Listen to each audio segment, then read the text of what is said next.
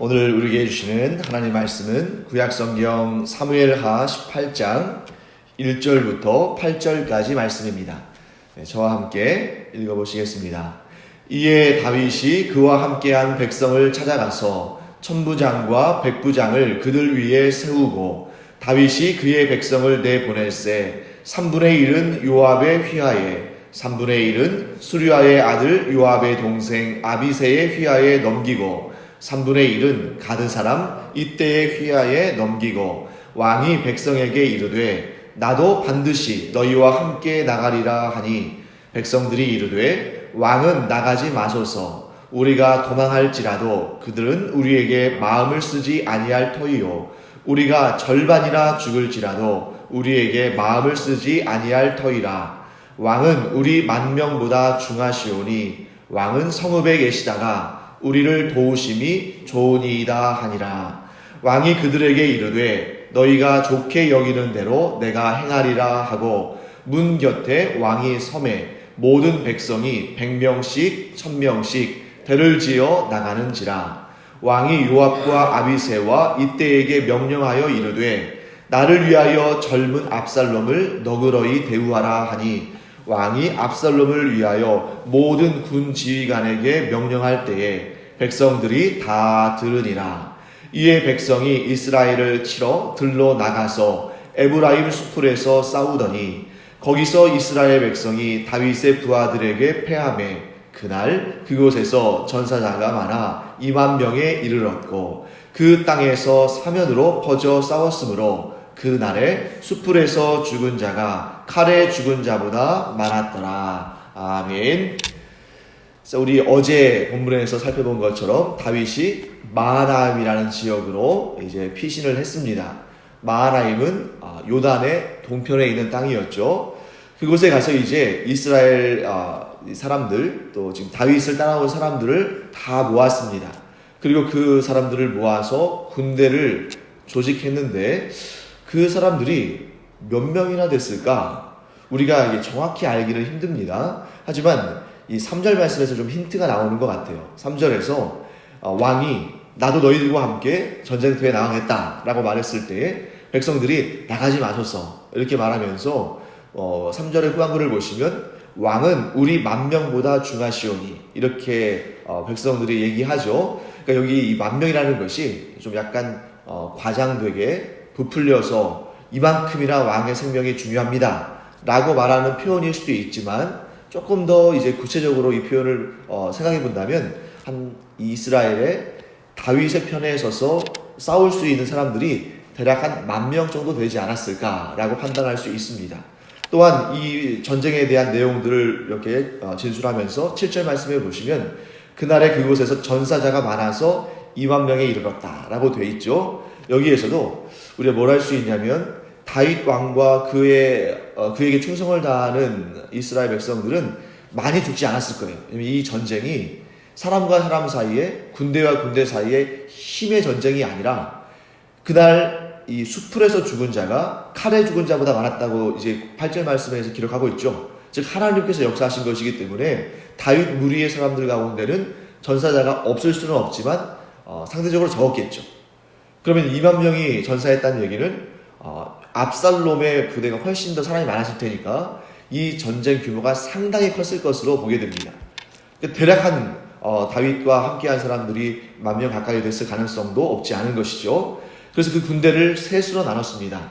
그래서 한 부대는 요압에게, 다른 한 부대는 요압의 동생인 아비새에게, 그리고 마지막 부대는 가드 사람 이때에게 맡겼습니다.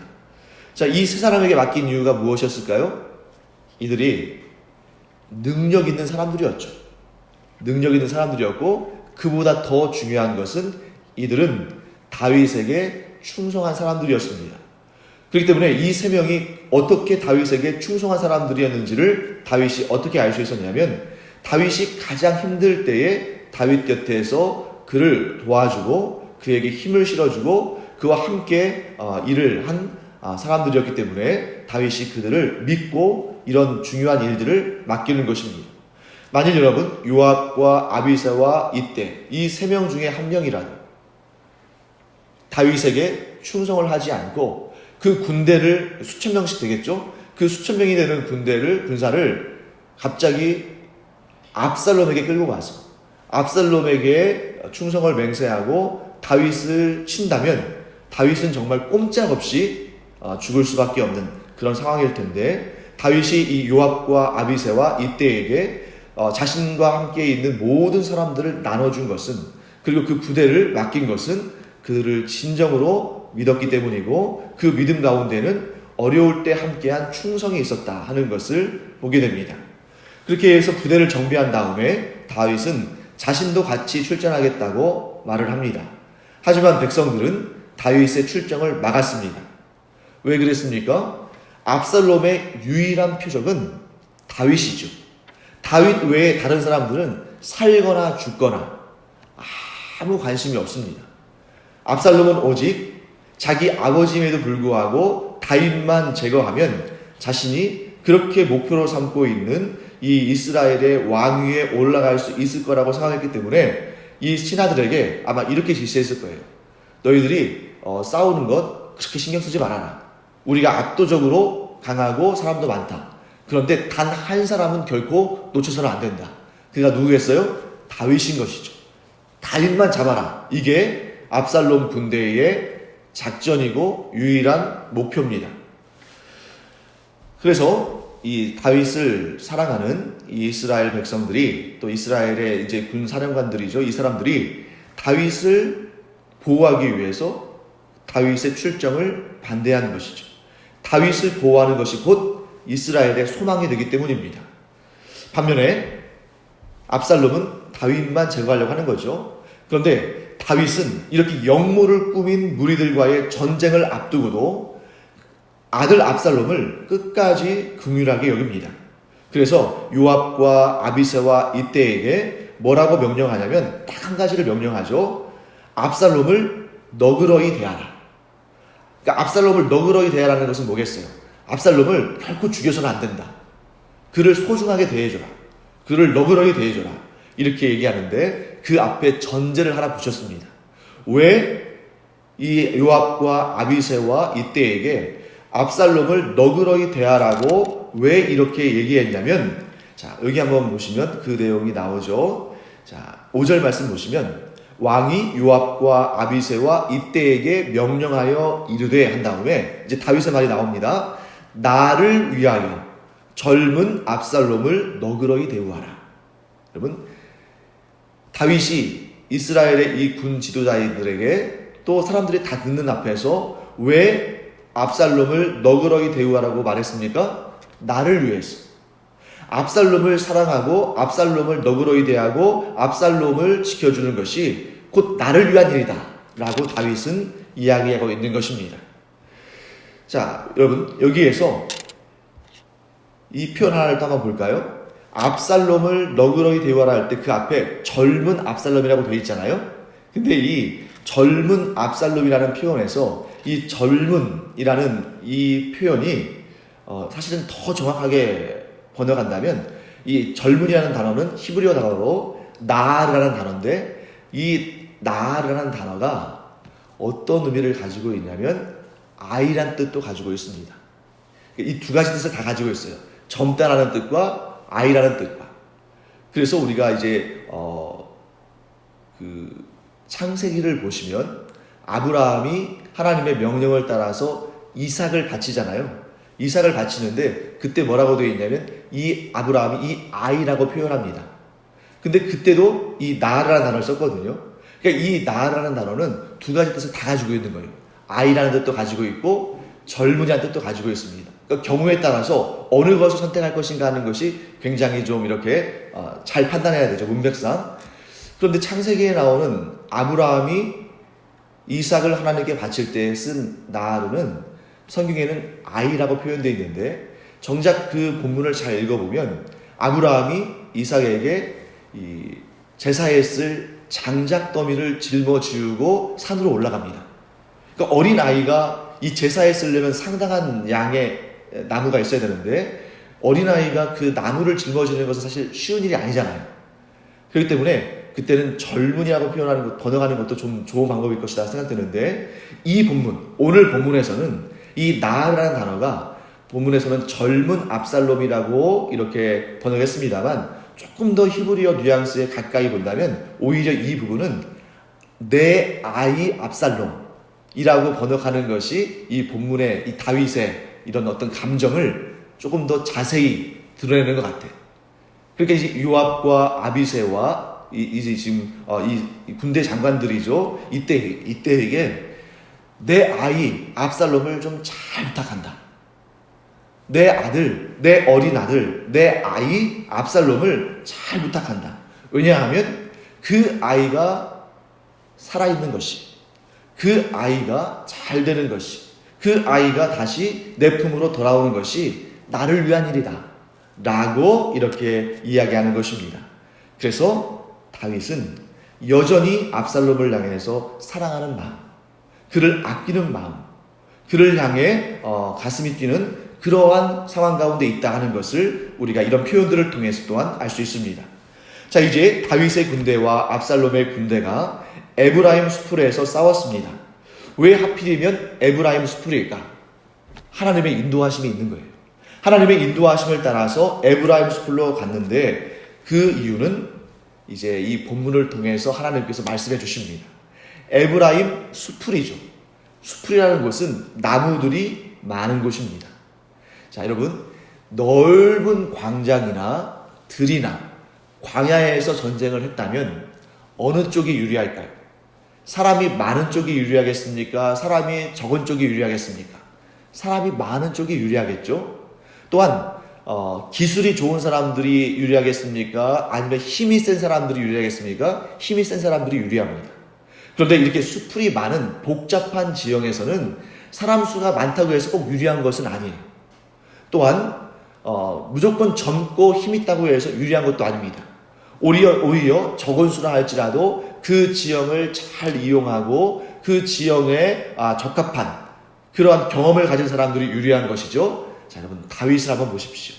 다윗과 그와 함께한 사람들, 요압, 아비새 이런 사람들 백전노장입니다. 다윗이 사울을 피하여 도망 다닐 때부터, 그래서 사울의 그 군대를 피해서 여기저기 매복도 하고 숨고 어떨 때는 게릴라 작전을 하고 이렇게 그런 복잡한 지형과 또 수적으로 열세인 상황 가운데에서 이 전쟁을 수행했던 백전노장들이죠. 반면에 압살롬에게 속한 군사들은 수도 많고 상대적으로 젊고 힘도 있었습니다만 이러한 복잡한 지형에 익숙하지 못한 겁니다. 근데 여기로 다윗이 일부러 압살롬의 부대를 이곳으로 이끌어 들인 것은 아닙니다. 다윗은 지금 현재 그럴 정신이 없는 상태죠. 그럼에도 불구하고 이 에브라임 수풀에서 다윗의 군대와 압살롬의 군대가 맞서 싸우게 된 것은 누구의 역사입니까? 하나님의 역사라는 것입니다. 하나님께서 이들을 이곳에서 만나게 하시고 그랬기 때문에 오늘 본문의 말씀은 뭐라고 증언하냐면 칼에 죽은 자보다 수풀에 죽은 자들이 많았다. 여러분, 수풀이 나무가 사람을 죽이진 않잖아요. 그런데 이런 지형 때문에, 이런 지형적인 여건 때문에 다윗의 군대가 승리를 거뒀다. 그것은 곧 하나님께서 역사하신 것이다 라고 이제 본문은 말씀하시는 것입니다. 자, 그래서 우리는 이 싸움을 통해서 뭘 알 수 있냐면 이 싸움이 사람과 사람의 대결이 아니라 압살롬과 다윗의 대결이 아니라 또 이스라엘의 군대와 다윗에 속한 사람들 사이의 대결이 아니라 이 싸움은 사람과 하나님의 대결이었다. 왜냐하면 다윗은 어떤 사람이에요?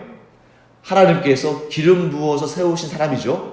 반면에 압살롬은 하나님께서 왕의 기름 부음을 부어주신 적이 없습니다.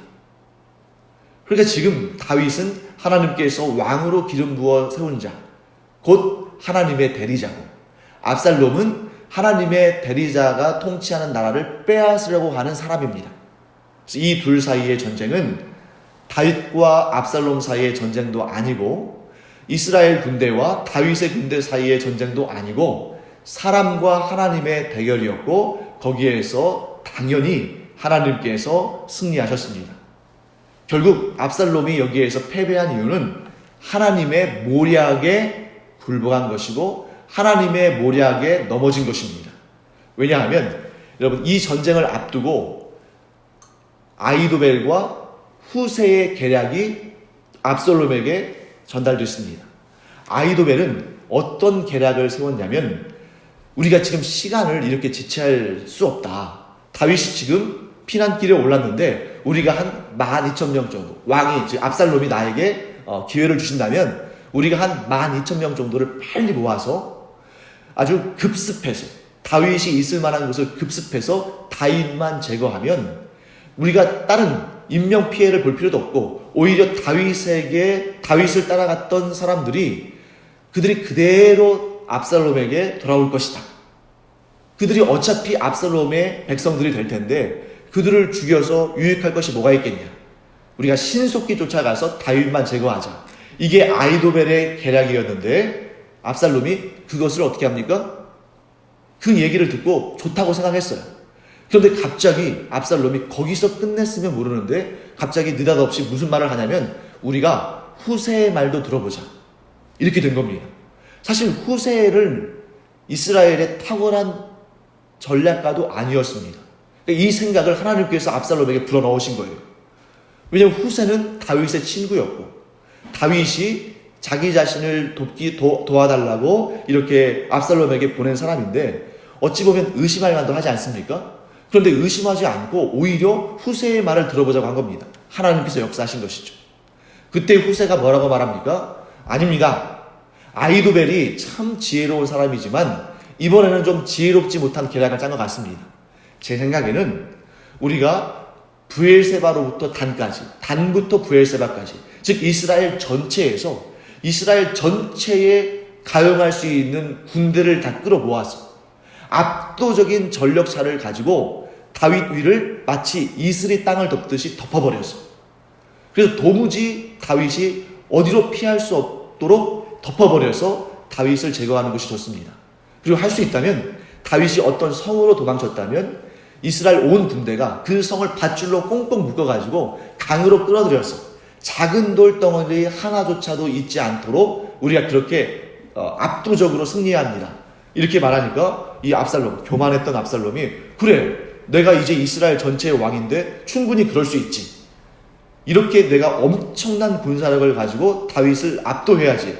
이런 교만한 마음이 생겨서 결국 아히도벨의 탁월한 계략을, 그런 지략을 물리치고 후세의 사실 엉뚱하고 좀 현실적이지 않은 그런 계략을 택합니다. 그 과정에서도 누가 역사하신 것입니까? 하나님께서 역사하신 것이죠.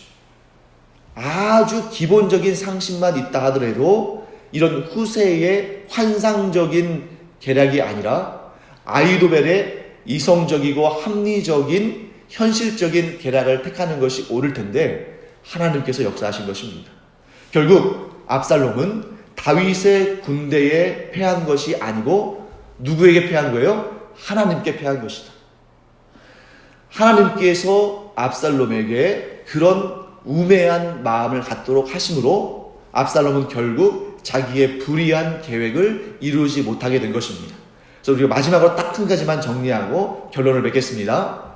언제나 승리는 하나님의 마음을 얻은 자에게 있는 것이다.